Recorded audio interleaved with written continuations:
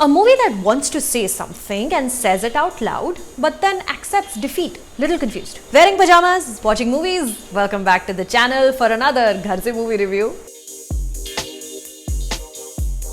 Gaye weekend, I watched Aakhune, and it's taken me a bunch of days to collect my thoughts about it and also question if my thoughts really make a difference in the discourse around this hugely culturally significant film. पर movie देख ली तो दिमाग में तो thoughts रहने नहीं. Set in Delhi's Humayunpur area, Aakhune is the story of solidarity among migrants from various northeastern states all living in Delhi. They've sought each other out to make friends with because us North Indians can be extremely unfriendly towards people who don't look like us. One of these girls, Meenam, is to marry her boyfriend Chimar, and for the little party that her friends are throwing, they want to prepare the delicacy Aakhune made with pork and fermented soybeans. The problem is Aakhune has a very strong smell, and the girls are aware that their house owner, a loud old Chauhan woman who lives on the ground floor, will never permit them to cook this. So they gotta figure out tricks to find time in the day when the house owner is asleep and the neighbors are away to actually cook this. Obviously, all that can go wrong does go wrong,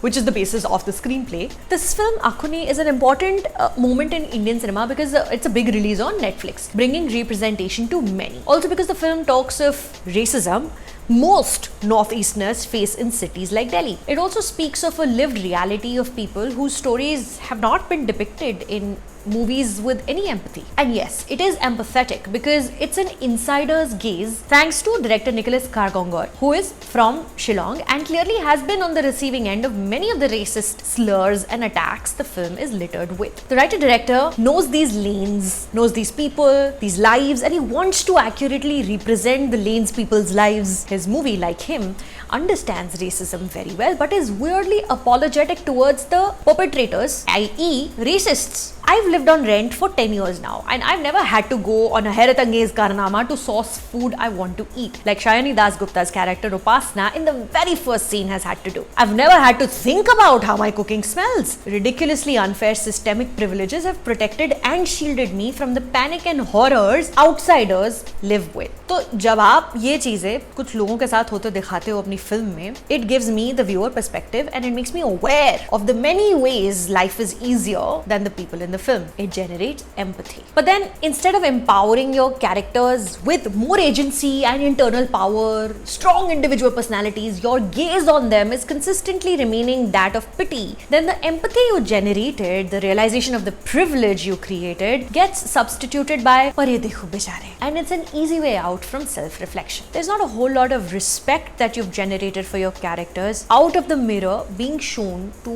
the larger audience, is there? When a Delhi boy named Shiv says all kinds of things like Northeast ki girlfriend dilwa do, ya compares the smell of Aakhune to a septic tank, or is just obnoxious in general, all the while being goaded along with boppy, funny background music, playing down the horror of reality, that's a great, very real character you've picked, an amalgam perhaps of people you've met, and you've put him into your film to show that just like Shiv, when asked to pick a random Northeasterner name, many of us will say Danny because Danny Denzongpa is the only representation we've seen in mainstream Bollywood. और हम हैं unaware, बेवकूफ, तो right there.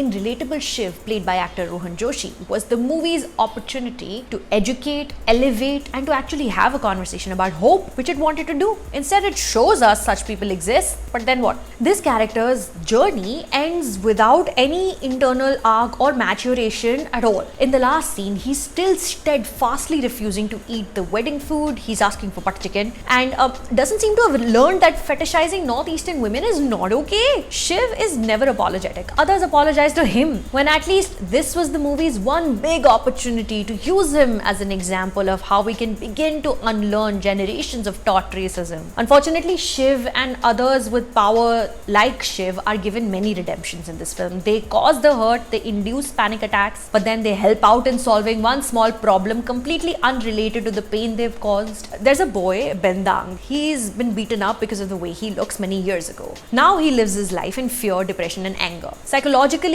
messed up. At one point, he's sermonized by his girlfriend for not having made enough North Indian friends. In that moment, we might be acknowledging his need to let go of anger, but nobody's talking about the absolute horror behind the events which have caused Bendang's extreme PTSD. Instead, Bendang ends up singing a Hindi song at the end of the film, which he's shown having trouble with pehle. So you are showing that he's opening up, he's willing to forget.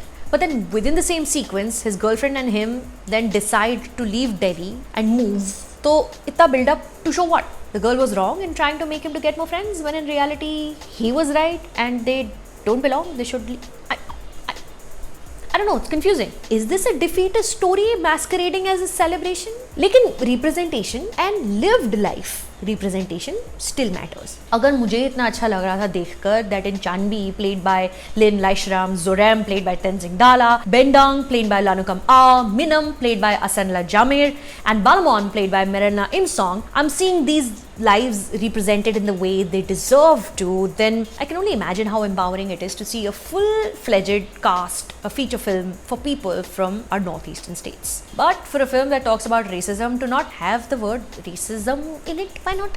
See, it doesn't have to be preachy. There's absolutely nothing lacking in the tonality of the film, I felt. It's an attempt at satire via a story about our tender and deep relationship with food. The tone and treatment of the screenplay, crisscrossing like the haphazard Delhi lanes these haphazard lives are set in, it's on point for it to say something larger. I just wish it wasn't so apologetic and yes, but about what it has to say. There's one scene in which almost all the main characters are in one room. They're making phone calls to their friends. They need some help in a situation.